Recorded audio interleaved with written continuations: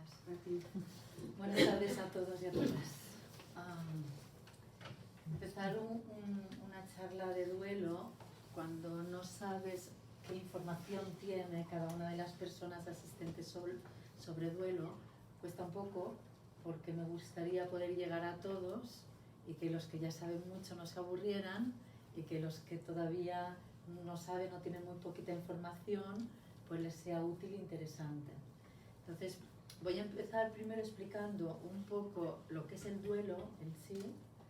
Cuando hablo de duelos me gusta hablar de pérdidas, porque veremos que las pérdidas y los duelos, aunque quizás nos enfoquemos más a la pérdida de un ser querido, nos vamos a enfocar un poquito más, pero cualquier pérdida tiene, diríamos, los mismos movimientos emocionales. Entonces el saber cómo elaborar las pérdidas nos servirá para cualquier tipo de pérdida que podamos vivir, saber cómo gestionarla. Entonces voy a explicar un poco qué es el duelo y luego voy a explicar por dónde pasamos emocionalmente, físicamente, emocionalmente cuando estamos en duelo. Después intentaré también daros información de cómo acompañar los duelos, qué decir, qué no decir, lo que ayuda, lo que no ayuda. Y trataré de explicaros también un poquito de duelo en adultos y duelo en niños, porque me importa muchísimo.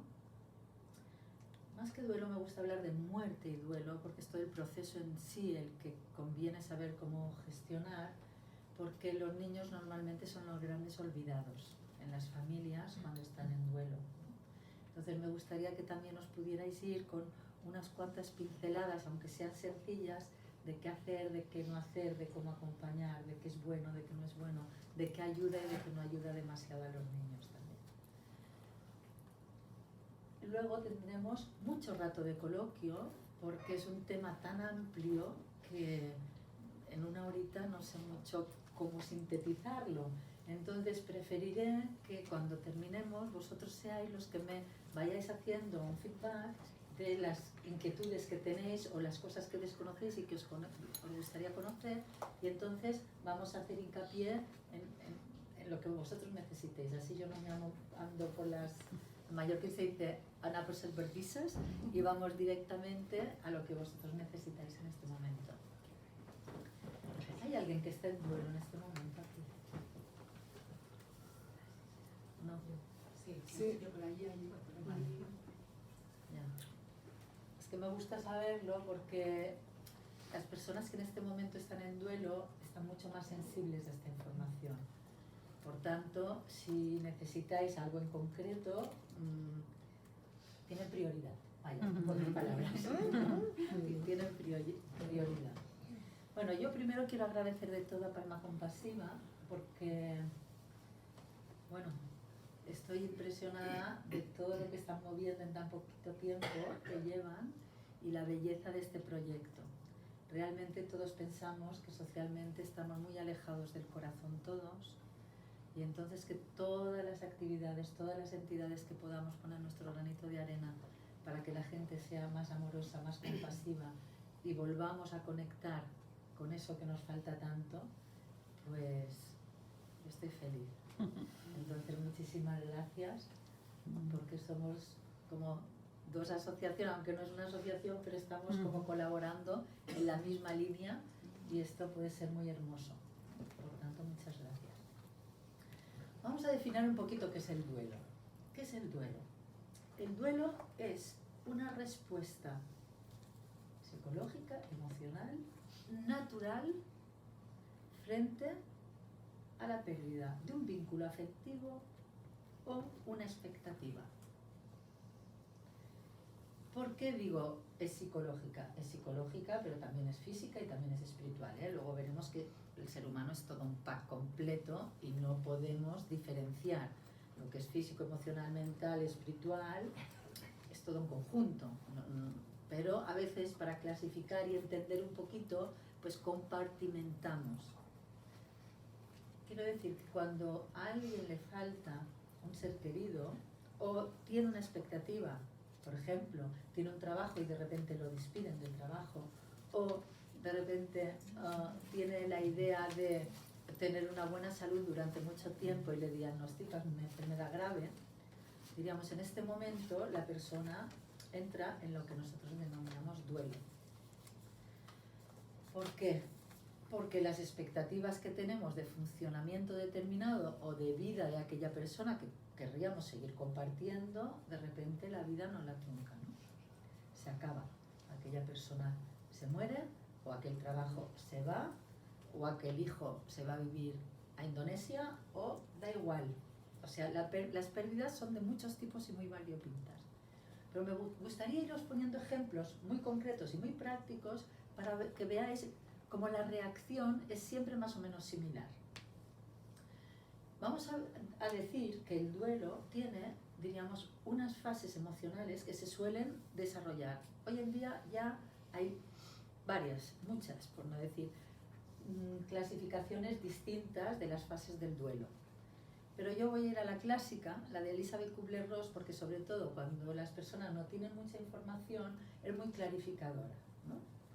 Cuando una persona entra en duelo, lo primero que hace es quedarse en shock, que se dice, ¿no? Es como, no puede ser que esto esté pasando. También le llamamos, más técnicamente, negación. La negación es un mecanismo de defensa natural dentro del ser humano, que lo que hace de alguna forma es protegernos y darnos un tiempo para asimilar aquello que nos está pasando. Entonces, vienen muchas personas y dicen de repente, es que me lo dijeron, pero es como que no lo hubiera oído. No entiendo qué me pasó. No entiendo por qué reaccioné de aquella manera. No entiendo por qué dije aquello. No entiendo. Entonces, este momento a veces es conflictivo porque cuando pasan a fases posteriores dicen, ¿cómo es posible que me pasara esto? Entonces, pensar que es algo natural, totalmente natural, que uno esté en shock cuando tiene una noticia tan desagradable, ¿no? Y que uno niegue durante un tiempo para darse tiempo a asimilar lo que está pasando. Pero claro, poco a poco te das cuenta que aquello es una realidad, que aquello realmente está pasando, y entonces entras en una fase que se llama de rabia, ¿no? Es cuando asumes que aquello es verdad, que por mucho que te hayas protegido hasta entonces, no puedes evitar lo que está sucediendo. Entonces tenemos rabia, impotencia, sensación de injusticia, ¿no? Algo así. Luego va pasando el tiempo y ahora luego os explicaré cómo elaborar cada cosa en cada fase, y qué hacer, y qué no hacer, y cómo hacer. Esto posteriormente. Primero hago un barrido general. Luego pasaremos a una fase que se llama negociación. La negociación, que es, a mí me gusta decir que todo esto que es de Inca, Ayuk, Apeu, todo esto son negociaciones, ¿no? Si me curas mi tal, yo te prometo que todos los siris que decimos en mallorquín, ¿no? Todas las velas que se ponen en las ermitas, en Yuc, en el Cristo de la Sangre, todo esto son negociaciones. ¿Qué pasa? Que raramente los familiares o el personal de enfermería rara vez, diríamos, se da cuenta de que aquella persona está negociando, porque estas negociaciones son internas, siempre con Dios, con lo superior que me puede salvar de esto que me está pasando a mí o a mi familiar, ¿vale? Pero bueno, resulta que si el proceso tiene que ser de muerte, pues va avanzando y entonces vemos que aquello no ha funcionado, la negociación, y llegamos a una fase de tristeza muy profunda. En términos generales se habla de depresión, veréis que yo a veces lo utilizo indistintamente, pero no me gusta utilizar la palabra depresión porque mucha gente lo confunde con la depresión clínica, o sea, con la enfermedad de la depresión, digamos, endógena, y no tiene nada que ver. Por tanto, ya aprovecho para decir ahora eso, ya que ha venido a cuento, el duelo no es una enfermedad. Por tanto, si no es una enfermedad, no se debe medicar, a priori. Luego veremos que hay duelos patológicos y os puedo hablar un poquito de los tipos de duelos, ¿no? Pero a priori, si tuviéramos unas ciudades y pueblos compasivos no serían necesarios. De eso tan importante de que empecemos a valorar toda la parte de acompañamiento, de cariño, de cuidado de los demás y no ir a lo fácil, que es a tomar un fármaco que no resuelve nada, que solo tapa puntualmente. Yo no digo que no sean útiles de forma puntual, pero no como resolución de un problema, menos de este tipo que ni siquiera es una enfermedad. Bien, entonces pasamos por la fase de tristeza o depresión y llega un momento que ya hemos podido expresar toda esta tristeza y nos llega una fase que le llamamos de aceptación. La fase de aceptación no es que sea una fase feliz, en el sentido de alegre, no lo es. Pero al haberse expresado todas las emociones, diríamos, nosotros estamos en paz, ya no hay lucha, y hay una aceptación de lo que la vida nos ha traído, de la situación que nos ha tocado vivir, ya hemos elaborado la parte emocional y entonces llega este momento de paz que desde ahí sí podemos empezar a construir otra cosa, aunque sea simplemente mi vida sin aquella persona que no está. ¿Vale? Entonces, ¿cómo podemos elaborar bien un proceso de duelo? Un proceso de duelo se elabora bien siempre y cuando nos permitamos, uno, estar en duelo. Eso que parece tan obvio, no es tan obvio. Y no es tan obvio porque socialmente tenemos una presión brutal para no elaborar los procesos de duelo. Socialmente tenemos una presión brutal para no asumir ni vivir nada que no sea divertido, lúdico y sobre todo productivo. Entonces, como cuando estamos en duelo ni es divertido, ni es lúdico, ni somos productivos, entonces mejor dejar el duelo aparcado, hacer como si nada pasara y seguir adelante. Lo que se dice vulgarmente, pasar página. El problema que tenemos hoy en día es que muy pocas personas elaboran los duelos. Muy pocas. No, yo lo llevo bien. Luego hago formaciones con personas de distintas entidades y me digo, ¿hay alguien en duelo? No. A lo mejor alguna persona levanta la mano, son grupos de 20 y tantas, y cuando empezamos a hacer el ejercicio del duelo, todas tienen duelo sin resolver.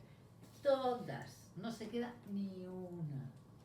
Y entonces dices, ¿qué está pasando? Pero no estaban resueltos los duelos. No, no estaban resueltos. Estaban tapados, pero no resueltos, que es distinto. A ver, ¿cómo lo explico esto? La gente dice, el tiempo todo lo cura, ¿no? Es una frase hecha que habréis oído 1000 veces con respecto al duelo, ¿no? El tiempo todo lo cura. El tiempo en sí mismo no cura nada.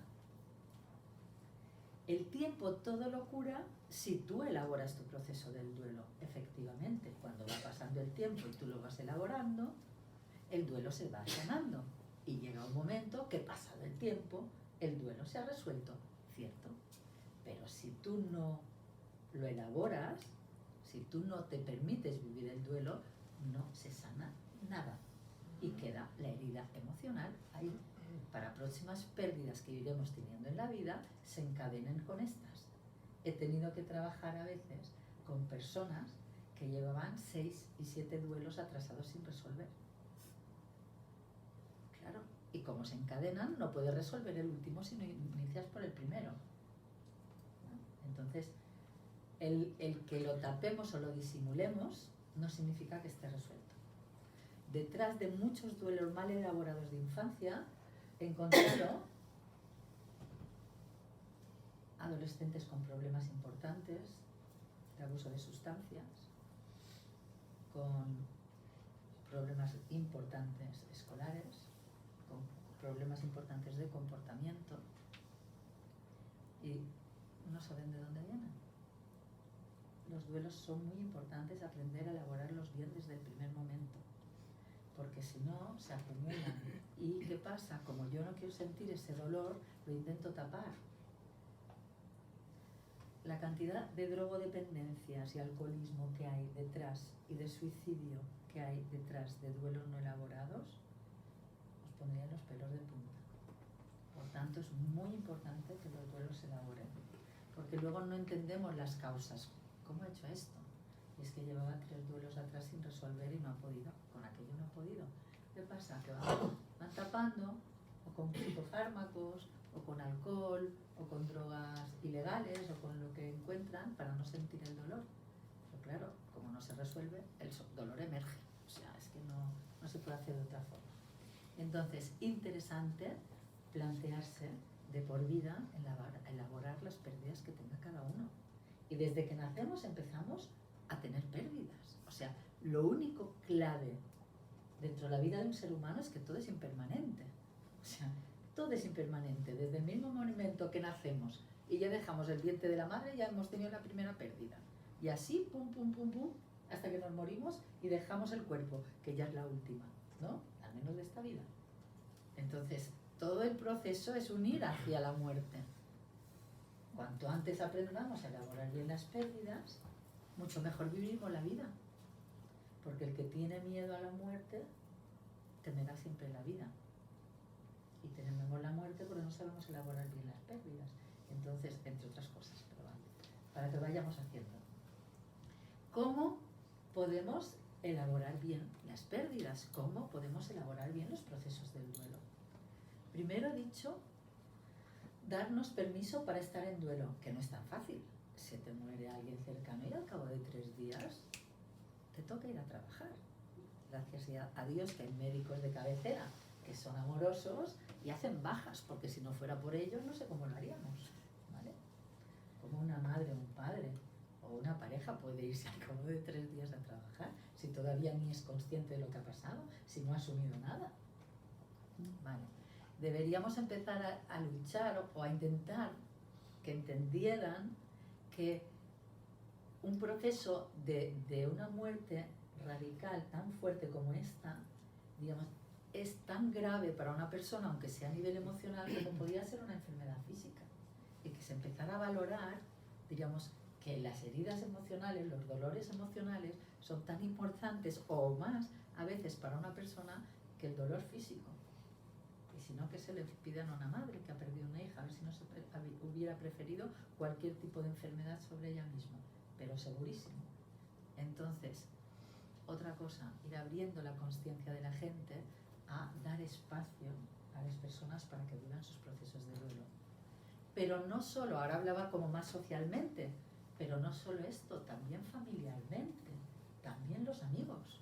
O sea, han pasado unos meses y ya, venga, vámonos a cenar, vamos al cine, te tienes que distraer. ¿Cómo me tengo que distraer? Pues si me estoy muriendo por dentro, ¿cómo crees que yo estoy para ir aquí o allá? Es que no puedo con eso, ¿entiendes? Entonces, vamos a intentar dejar que los otros también estén en duelo. Esto es lo que nos toca a nosotros, dejar que los demás estén en el duelo. Y me diréis, ¿cuánto tiempo? Luego hablaremos de los tiempos, si queréis, pero todo el que necesite. Porque es como que tenemos que acelerar la vida. No. Si esta persona necesita 1 año, necesita 1 año. Si necesita 2, necesita 2. Y si necesita 3, necesita 3. Necesitará el tiempo que necesite. Eso sí, bien acompañados. Pero no empujemos a la gente a elaborar cuando todo tiene su proceso. Queremos llegar a la primavera y todavía no nos ha llegado ni el invierno. Y así vamos, acelerados para el futuro siempre, en lugar de vivir en el momento presente, que es lo que tendríamos que aprender a hacer todos, entre otras cosas, pero sobre todo las personas en duelo. Y ahora veréis que a la hora de acompañar, compasivamente, es muy importante acompañar desde la presencia. Luego os explicaré lo que significa para mi presencia, que no para todo el mundo significa lo mismo, ¿no? Pero desde la presencia no puedes estar si no estás en el aquí y en el ahora. No te puedes ir al futuro ni puedes ir al pasado, porque entonces estás en la mente y no estás en tu presencia. Pero bueno, esto hablamos luego. Bien, entonces ya tenemos que nos damos permiso para estar en duelo, nosotros somos compañeros de personas en duelo y les damos permiso para estar en duelo, y luego ¿qué tendremos que hacer? Pues darnos permiso para expresar todas las emociones que llevan un duelo. ¿Y qué emociones lleva el duelo? Lleva muchísimas emociones distintas. Básicamente lleva rabia, impotencia, ¿no? Frustración, lleva dolor de pérdida, por tanto mucha tristeza, pero depende del tipo de muerte, también lleva mucho sentimiento de culpabilidad. Y si no, podemos hablar un poquito de los suicidios, que por desgracia es la lacra de nuestra sociedad y que vamos a ir a más. Igual que la depresión es la lacra de nuestra sociedad y vamos a ir cada vez a más, por desgracia. Entonces, ¿qué vamos a hacer? Pues vamos a saber expresar las emociones. Pero ¿cómo vamos a expresar las emociones si no estando en duelo ni siquiera lo hacemos? Entonces vamos a tener que aprender, y digo mujeres y hombres, las mujeres a veces tenemos más facilidad para expresar según qué tipo de emociones. Culturalmente a las mujeres llorar, bueno, se nos da mejor, estamos más acostumbradas, ¿no? Socialmente está mejor visto, nos cuesta más en general expresar la rabia, porque culturalmente no está tan bien visto que una mujer exprese la rabia, y a los hombres les pasa precisamente la inversa, ¿no? Como que culturalmente expresar la rabia pues es más normal, y que verlos llorar pues es más dificultoso, les suele costar más conectar y llorar, ¿no? Entonces tendremos que entrenarnos los que tengamos dificultades en un lado o en el otro, pero es importante que los expresemos. ¿Qué pasa cuando tenemos a alguien cercano y está llorando y está expresando su dolor? Que es lo que normalmente hará el 80% de las personas, decirle, no llores, no pasa nada, ya verás cómo todo pasará. O sea, en el momento que aquella persona expresa, en lugar de animarle a que siga expresando y acompañarlo en su expresión, lo que vamos a hacer va a ser limitar esta expresión, cortársela. ¿Y por qué vamos a hacer eso? Porque en realidad lo que pasa es que ver el sufrimiento del otro nos toca a ver cómo nosotros gestionamos las pérdidas, los dolores. Y si nosotros eso nos crea una cierta ansiedad, lo que vamos a intentar es que el otro inmediatamente corte con la expresión de su emoción. Por tanto, eso es una de las cosas que deberíamos evitar. Entonces, cuando el otro esté llorando, le pasamos un Kleenex, un pañuelo, ¿no? Lo miramos, lo acompañamos tranquilamente y le dejamos que exprese todo lo que tenga que expresar. Siempre desde el no juicio. Aquí no estamos para juzgar. El que acompaña no juzga, si no, no acompaña. Es otra cosa, ¿vale? Entonces, bien, ya los dejamos expresar, ¿no es verdad? Dicen, ya, pero entonces, ¿nosotros cómo podemos acompañarlos? Pues es fácil y es difícil a la vez, porque tienes que estar muy atento a la necesidad de la persona en todo momento. ¿Cómo podemos ayudar? Podemos ayudar preguntándole qué necesita, no dando por supuesto lo que necesita el otro, porque nosotros no lo sabemos lo que necesita realmente, porque habrá persona que necesitará irse a dar un paseo contigo, que le prepares un caldo, estar charlando y llorando contigo, y otra necesitará que le pongas la lavadora porque no tiene ni fuerzas que poner, y otra querrá que le invites a tomar un té fuera para que le dé el aire, otra querrá que la acompañes al cementerio, otra persona querrá que la acompañes a misa o que te pongas a meditar un rato con ella. Es que cada persona es un mundo, por tanto tenemos que preguntar cómo puedo ayudar y no dar nada por hecho. ¿Cómo puedo ayudar? Daros cuenta que sobre todo al principio las personas que están en un duelo muy grave no van a pedir nada porque no están ni en condiciones de pedirlo. Entonces, ser un poco compasivos y observar qué creéis que les falta o que necesita, y aunque sean cosas muy pragmáticas, a lo mejor hacéis un gran favor en aquel momento. No es tanto de grandes palabras y grandes discursos, es más estar ahí acompañando desde el cariño, un abrazo, un gesto, una mirada, un tal, y hacerles cosas prácticas a veces al principio. Bien, ya dejamos expresar, ya se sienten acompañados. No vamos a decir frases hechas que dañan. Por ejemplo, no te preocupes, todo pasará. Ha sido la voluntad de Dios, así tenía que ser. Al fin y al cabo tienes otros hijos. No te preocupes, que el primer año es el peor. Todas estas frases hechas que nos pensamos que ayudan, ¿no? pero no ayudan en nada a la persona. Porque una persona que no sabe si va a sobrevivir y va a poder aguantar el dolor un día más, imaginaros cómo se puede imaginar por un momento qué le va a pasar dentro de un año. O sea, es que no se lo pueden imaginar. Por tanto, en lugar de frases hechas, muchísimo mejor estar acompañándolas, escuchándolas, preguntándoles. ¿Y cómo podemos saber cómo está aquella persona? Dándote cuenta en cada momento en qué fase está en aquel momento. Porque igual que yo os he explicado las fases con un cierto orden, pero este orden se desbarata en cualquier momento. Os encontraréis con personas que un día están en rabia, al día siguiente están tristes y al cabo de 3 días, cuando yo estaba en la unidad de cuidados paliativos, había un señor que estábamos hablando diariamente del proceso de su muerte y una mañana llego y me dice: Belata, he decidido que me compré un Alfa Romeo Vermell. Claro, entonces, ¿qué estaba haciendo? ¿En qué fase estaba este señor en este momento? Estaba negando, justo negando, cuando llevábamos varios días hablando del proceso de la muerte. Entonces, ¿y yo qué tenía que hacer? Bueno, esto no es un curso, no voy a explicar cuál era la respuesta y qué se tenía que haber dicho y qué no y tal. Pero lo cierto es que yo no podía volver a continuar con el diálogo del día anterior, porque estaba en otro momento. Entonces lo interesante es siempre dejar hablar a la persona y ver en qué momento se encuentra. Y según el momento en que se encuentra aquella persona, yo voy a hacer esta intervención o esta otra, ¿no? O la voy a apoyar en esto o en esto otro. Porque siempre el que tiene que llevar la gestión de la interconexión siempre es la persona afectada. Nosotros somos acompañantes. Nosotros siempre tenemos que estar a disposición del otro, no el otro a disposición nuestra, que a veces nos ponemos, o sea, es que es increíble. Bueno, entonces, bien, ya sabemos qué no vamos a decir, ya sabemos qué vamos a hacer, ya sabemos qué vamos a preguntar, ¿vale? Entonces, ¿cómo vamos a ayudar a los niños? Los niños también están en duelo y también pasan por estas fases, pero de formas distintas, porque son niños. Entonces la expresión no es la misma.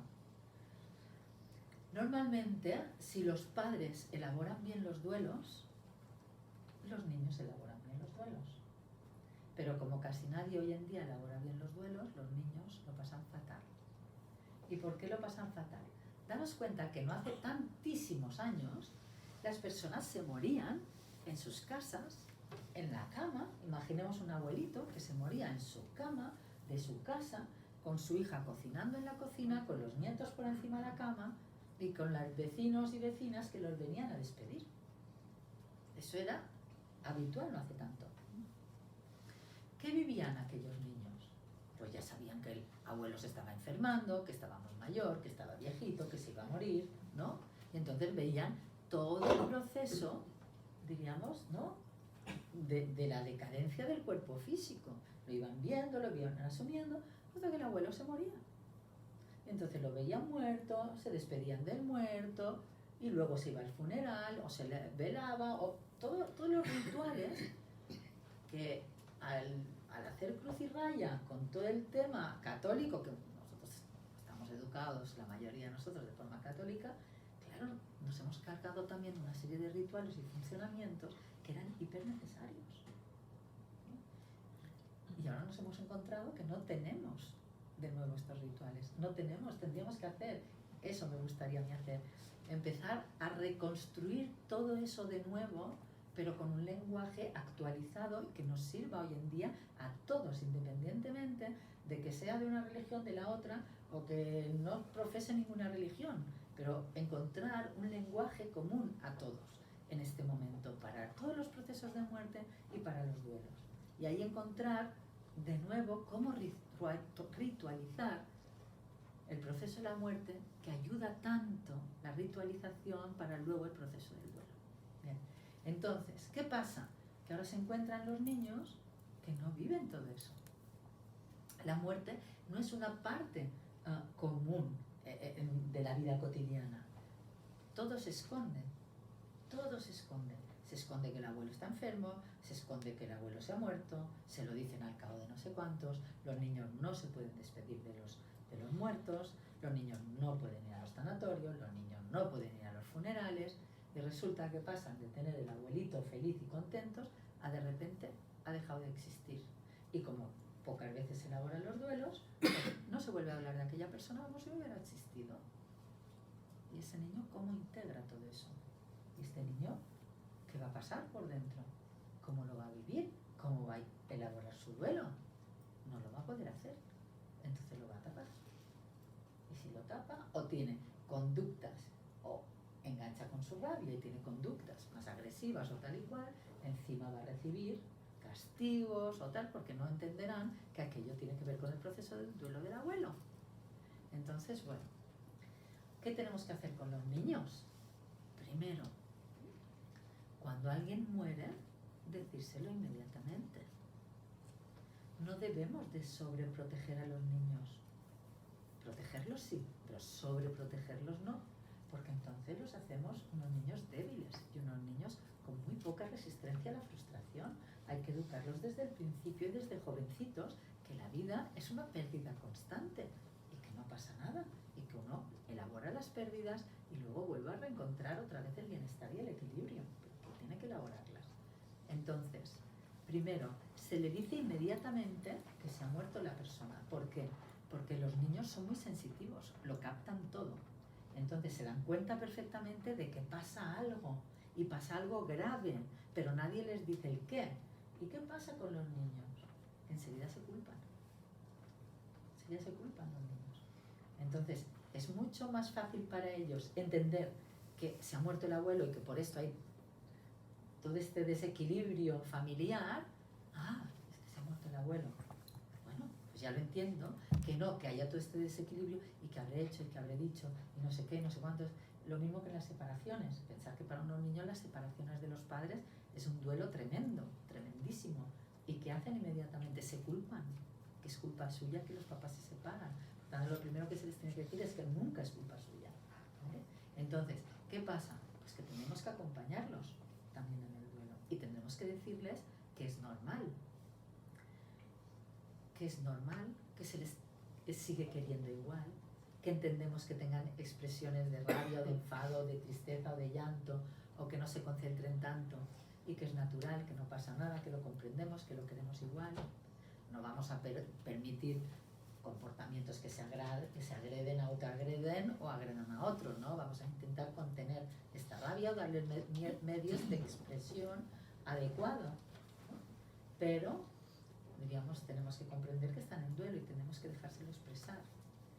Ellos no comunican de la misma manera que nosotros. O sea, nosotros podemos hablar de los sentimientos y de lo que nos pasa.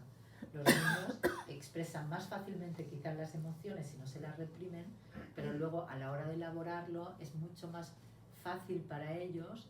Por ejemplo, con los niños he visto que más fácil es a través de juegos simbólicos y de proyecciones de alguna forma. Y con los adolescentes les funciona muy bien la música, trabajar con la música, la parte más creativa. Entonces, bueno, vamos a acompañarles en este proceso. Entonces, ya tenemos los niños bien acompañados, los adultos bien acompañados, y entonces quería haceros hincapié en un tema de el duelo es un proceso natural de respuesta frente a la pérdida que hemos dicho, ¿no? Y tiene un componente emocional, tiene un componente físico, tiene un componente mental, porque esto nos rige igual cuando uno está en proceso de duelo inmediato, y luego tiene un componente espiritual, porque cuando se nos muere alguien querido, como este ejemplo, como podía poner otro, diríamos, es como que las defensas del ego se dinamitan y nos encontramos vulnerables, totalmente vulnerables, porque la vida puede más que nosotros siempre. Y en este momento de vulnerabilidad es un momento maravilloso de crecimiento, es un momento maravilloso si uno elabora todos los procesos del duelo, de evolucionar. Yo he visto muchas madres que empezaron su proceso de duelo, que elaboraron en el grupo individual o las dos cosas, elaboraron su proceso de duelo completamente, y cuando terminaron aquel duelo eran muchísimo mejores seres humanos que cuando lo empezaron. Y tú dices, ¿cómo es posible?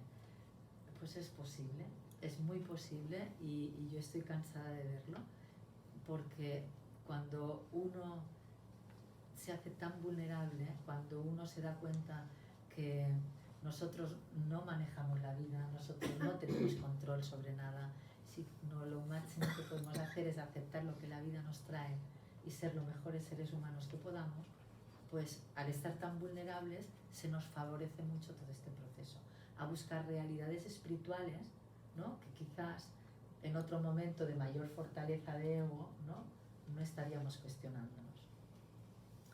Entonces, como hemos dicho que era un proceso natural, el proceso del duelo, también tengo que deciros que muchas veces este duelo se transforma en patológico.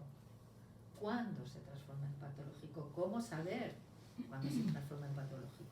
Bueno, yo todavía no he dicho que nosotros tenemos una asociación que trabajamos con muerte y duelo, que tenemos 3 grupos de duelo, uno en Palma, en Manacor y uno en Inca, y que allí intentamos que las personas se sientan acompañadas por otras personas que están viviendo lo mismo o similar. Porque, por desgracia, yo siempre digo que ojalá nosotras no fuéramos necesarias, significaría que la familia y los amigos y el entorno del trabajo son lo suficientemente compasivos que pueden acoger cualquier tipo de duelo y acompañarlo sin necesidad de una asociación que se dedique específicamente a esto. Ojalá, ¿no? Pero como no es el caso, nos encontramos con muchísimas personas que al cabo de 2 o 3 meses de haber perdido a un ser querido no hay nadie que quiera hablar con ellas del tema. Ni familiares, ni amigos, ni nadie.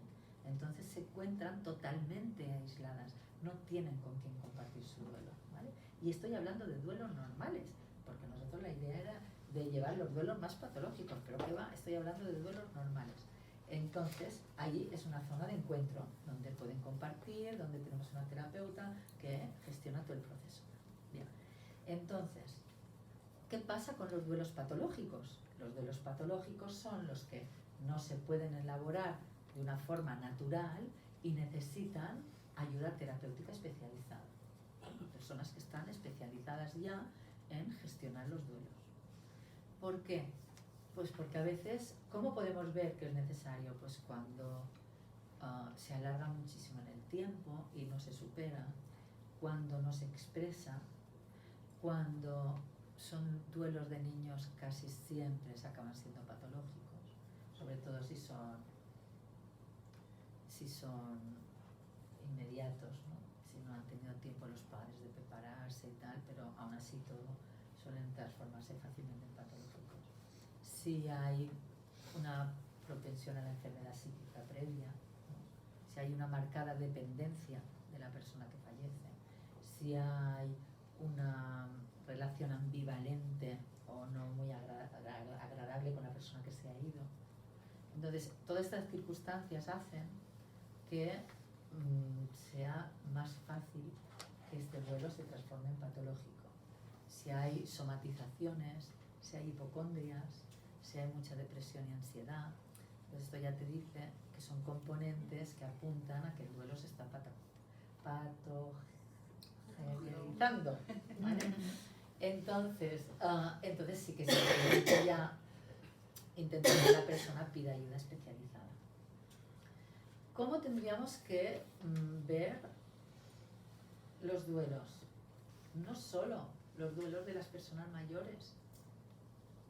Hay un tema que a mí me gustaría mucho hablar, que es del tema del suicidio, y yo solo voy a apuntar 2 cosas, que es, no les basta a las personas que han perdido a alguien el haber perdido a su familiar de una forma tan desagradable, no basta con la culpa que sienten ellos mismos, porque socialmente, en fin,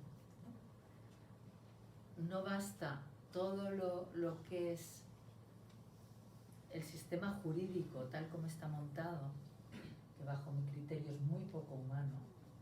Puedo contaros de una persona que conocemos que su padre se suicidó y estuvo, diríamos, la friolera de 6 horas en el mismo sitio sin poderlo poner de una forma digna. No lo puedes tocar hasta que viene el juez. Entonces, eso no lo haríamos ni con un animal. Entonces, hay muchas cosas que cambiar para que No Palma, para España, sea compasiva. Entonces, si socialmente encima las personas que somos los que le tenemos que acompañar, les culpamos, les hacemos preguntas inadecuadas. Me decía esta señora, venía una vecina que sabía perfectamente lo que había pasado y venía y me decía, ¿y de qué ha muerto tu padre? ¿Y no os habíais dado cuenta? ¿Y qué le hicisteis? O sea, estas son preguntas reales que han salido en el grupo de dolor. Quiero decir que mucho cuidadito con los comentarios que se hacen, porque no basta en la desgracia y el dolor que pasa, como para encima nosotros socialmente todavía les causamos más sufrimiento. Y luego un tema que quería abordar muy importante, que es el tema de los abortos. Los abortos es un tema que se elabora muy poco el duelo, gracias a Dios ahora se empieza a elaborar. Los voluntarios y los no voluntarios. Los voluntarios también tienen un duelo que elaborar. Y no se elaboran, porque parece que entran en la sensación de culpa, ¿no? Y se elabora el duelo, pero deben de elaborarse. Tenemos una persona que debido a un duelo, a un aborto voluntario, tenía problemas de infertilidad importantes. Y resolvimos eso y al cabo de 6 meses embarazó, con años y años y años de infertilidad. O sea que es más importante de lo que parece la parte emocional y elaborar la parte emocional. Por tanto, todos los duelos, los de los bebés no nacidos, también deben de elaborarse. También, por favor, dar espacio a estas mamás y a estos papás para que elaboren sus duelos, para que lloren a su bebé no nacido. No les quitéis las cosas de delante rápidamente, dejar que elaboren. Los niños también pueden ir al cementerio. Los niños también pueden ir a los funerales. Los niños también pueden ir a los sanatorios, acompañados de una persona adulta que les explica todo. Lo único que sí os recomendaría es que de repente me vienen flashes de los niños, ¿no?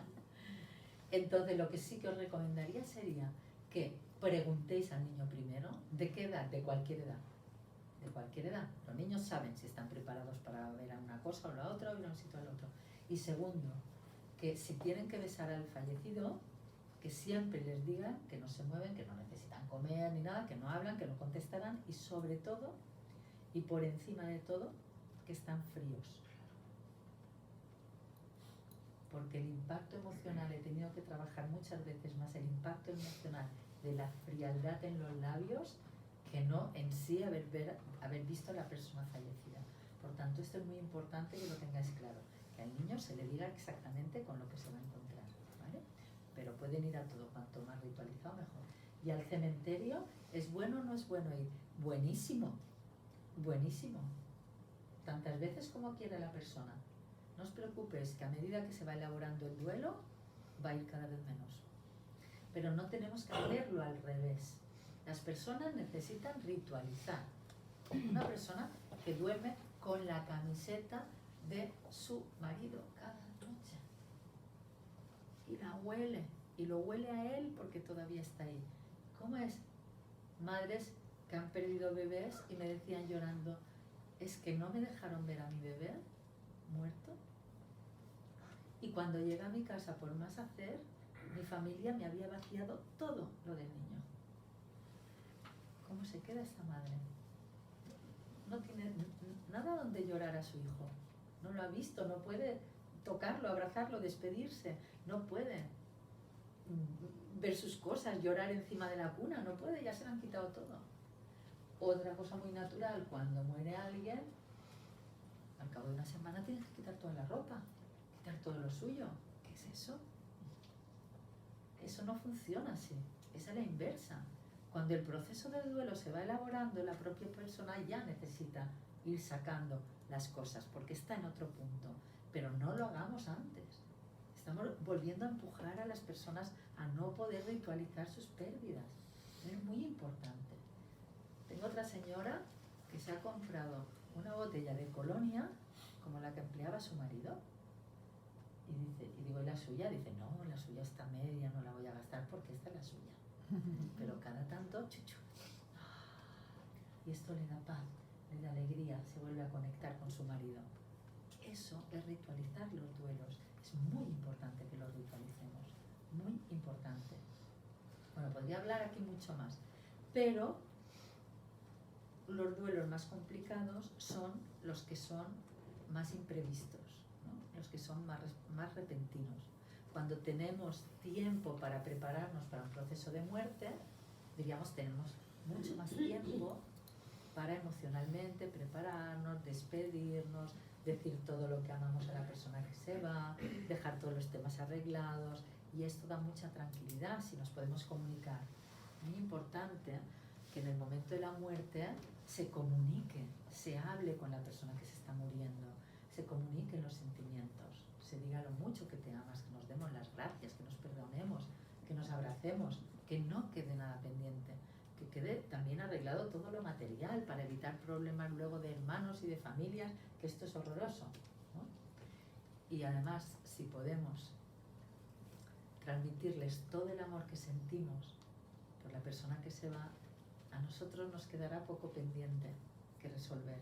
Luego nos quedará simplemente el llorar su pérdida, pero es muy distinto a si yo no me he despedido, si yo no le he dicho lo mucho que lo amaba, si yo no he expresado todo mi amor por aquella persona. Luego queda mucha tendría que haber ido más a verlo, tendría que haberle dicho, ¿por qué no le dije? ¿Por qué no lo besé? ¿Por qué no lo abracé? ¿No? Entonces, yo concluiría un poco aquí, y así luego que me vayan haciendo ellas preguntas, yo concluiría un poco diciendo que no dejemos para el momento de la muerte nada pendiente, que seamos capaces de expresar a los demás lo mucho que los amamos, lo importante que son para nosotros, que podamos estar disponibles para cuando nos necesitan, sobre todo en los momentos de más vulnerabilidad, cuando aquella mamá ha perdido un bebé, cuando aquella familia tiene un familiar que le empieza un Alzheimer, cuando aquella señora o señor se le diagnostica un cáncer, que estemos disponibles, que seamos más humanos con todas las personas que están viviendo una situación compleja y vulnerable. Es verdad que cuando acompañamos a alguien sufriente no tenemos una recompensa económica, pero la recompensa de corazón es muchísimo más valiosa que todo el dinero que nos pudieran dar. La satisfacción de acompañar a personas que sufren, eso no tiene parangón. Es como la capacidad que tenemos que a través de ella nos permitan conectar con nuestro corazón. ¿Qué hablaba del corazón? Para mí, ¿qué era la presencia? Venga, y acabo ahí. Para acompañar bien, no podemos acompañar ni desde la cabeza ni desde la emoción. Desde la emoción no podemos acompañar porque nos vamos a enganchar con la emoción del otro. Y entonces acabaremos llorando todos a moco tendido, que no pasa nada. Podemos empatizar y llorar con el otro. No es esto que estoy diciendo. Estoy diciendo que no podemos abalanzarnos en plan emocional, porque entonces no vamos a acompañar bien. Tampoco mental. No tenemos ni que juzgar, ni dar consejos, ni decir qué nos parece a nosotros, ni qué ideas tenemos sobre tal o cual cosa. No es eso lo que necesitan las personas. Las personas lo que necesitan es que los acompañemos con nuestro corazón, con nuestra presencia. Significa estar aquí, ahora, con la mente, el corazón, la emoción, el cuerpo, totalmente disponible para el otro. Entonces, cuando yo soy capaz de estar ahí, entonces el otro se siente realmente acompañado. Y os aseguro que todas las palabras sobran. En este momento sobran las palabras. ¿Por qué? Porque el amor es muy superior a las palabras. Y cuando se están muriendo, veréis que al final de la vida obviamos todas las palabras. Tenemos que acompañar en silencio, con presencia y con amor. No importa decir nada. La persona ya se está yendo a otros espacios de conciencia, ya lo que pasa afuera no le interesa. Entonces, entrenémonos toda la vida y acompañando a gente sufriente es una forma muy hermosa también de prepararnos a nosotros para cuando llegue también nuestro momento. Acompañando a los demás aprendemos. O sea que siempre es un beneficio, lo miremos por donde lo miremos. Tenía una mujer muy bonita que decía, a mí me encanta llevar los grupos de duelo porque soy muy egoísta y cuando me voy a mi casa me siento tan bien, tan llena, tan pletórica, dice, que es egoísmo puro, me decía. Era un angelito, pobre mujer. Bien, ya lo dejamos aquí.